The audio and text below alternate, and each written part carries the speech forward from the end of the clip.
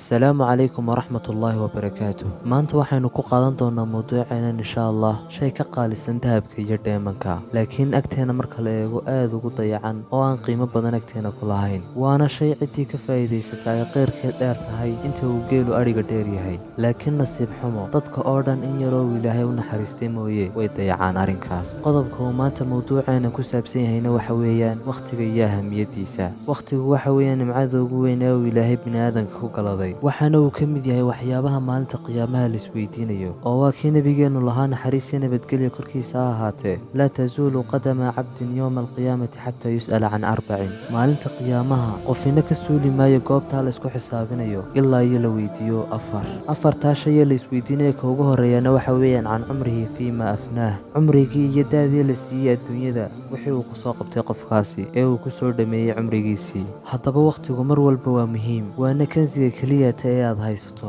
waa shayga keliyata ee aan lacag iyo dahab iyo dheeman adduunyadu noocay tahayba aan waxba lagu goosan karin. haddaba sideebaynu wakhtigeena uga faa'iidaysanaa? maxaa kaa caawinaya inaad wakhtigaaga si yaro fudud uga faa'iidaysato oo aanay arrimahaagu qabyo kaa noqon maalin kasta? adduunyada waxa ugu qiimo badan ee la maalgashada waa maan bini'aadan amba maskaxda bini'aadanka. haddaba sideebaad maskaxdaada uga faa'iidayn kartaa oo aad cilmi u baran kartaa oo aad aqoon u baran kartaa oo aad iskaga dhigi kartaa nin adduunyada meel un lagaga soo hagaagi karo oo meel un lagaga xisaabtami karo? haddaba haddii aad doonaysa inaad wakhtigaaga ka faa'iidaysato oo aanu maalayacni kaaga lumin, mar koobaadka waa inaad naftaada la xisaabtanto oo aad isweydiiso wakhtigaaga xagguu kaaga lumaa, maxaad ku qabataa wakhtiga maalintii iyo habeenkii aad haysato. kadib markaad ogaato meelaha wakhtigaagu uu ku lumo iyo waxyaabaha aad qabato maalintii, mar labaadka waxaad samaynaysaa time table amba jadwal aad ku qorayso waxyaabaha aad doonaysa inaad samayso maalinkaas. tusaale ahaan waxaad odhan kartaa waxaan rabaa inaan maalinkii akhriyo 1 juz oo qur-aana. haddii aad tahay ardayna waxaad samayn kartaa wakhti aad casharadaada ku diyaarsato iskuulka amba jaamacadda. waxa kaloo aad samaysan kartaa wakhti aad jidhkaaga ku dhisto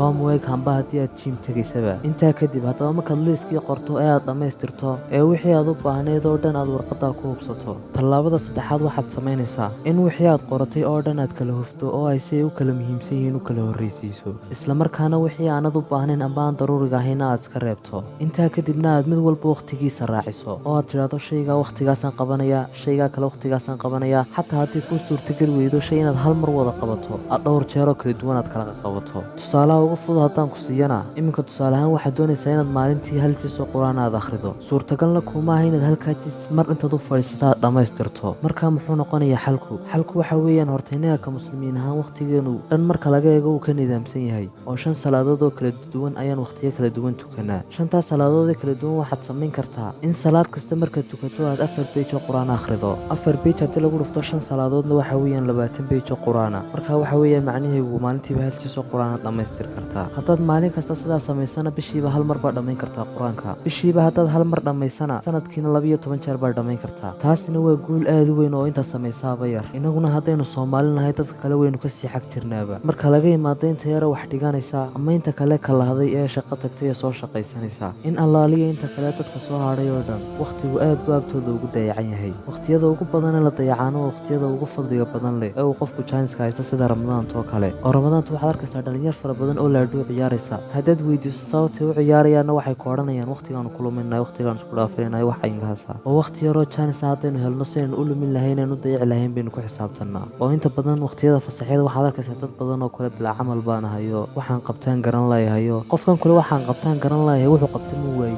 laakiin isagaan is odhanba wax qabo. waayo qofka muslimka hadduu jaanis helo wuxuu kaga faa'iideeyaa wakhtigiisa wardi iyo cibaade iyo qur-aan akhris iyo wuxuu ilaahay ugu dhowaanayo. dadkeenuna sidii ay adduunyada ku waarayaan ayuunbay sidaa u daba ordayaan. haddaba gebigeenaba walaalayaal anigana igu daro, wakhtigu waa maalka keliyata ee uu bini'aadanku haysto. haddii aynu maanta si fiican uga faa'iidaysan weynana maalin baa iman doonta aynu odhan doono yaa laytanii qadamtu lixayaatii. haddaba si aanaynu maalinta qiyaamaha uga calaacalin oo aanaynu uga warwarin waxqabad la-aanteena oo aanaynu isku odhan alla maxaad wax u qabsan weyday maanta, si aad jannooyinka ay dadku kalena aad ula gasho. haddaynu jaanis haysana ayaanu wakhtigeena ka faa'iidaysano oo adduunyadu maaha ujeeddada qofka muslimka uu leeyahay waa aakhire, aynu aakhiro u shaqaysano. ilaahay haynaga dhigo aladiina yastamicuuna alqowla fayattabicuuna axsanah. tan iyo intaynu muuqaal dambe ku kulmi doonana waxaan idkaga tegayaa walaal. assalaamu calaykum waraxmat ullaahi wabarakaatuh.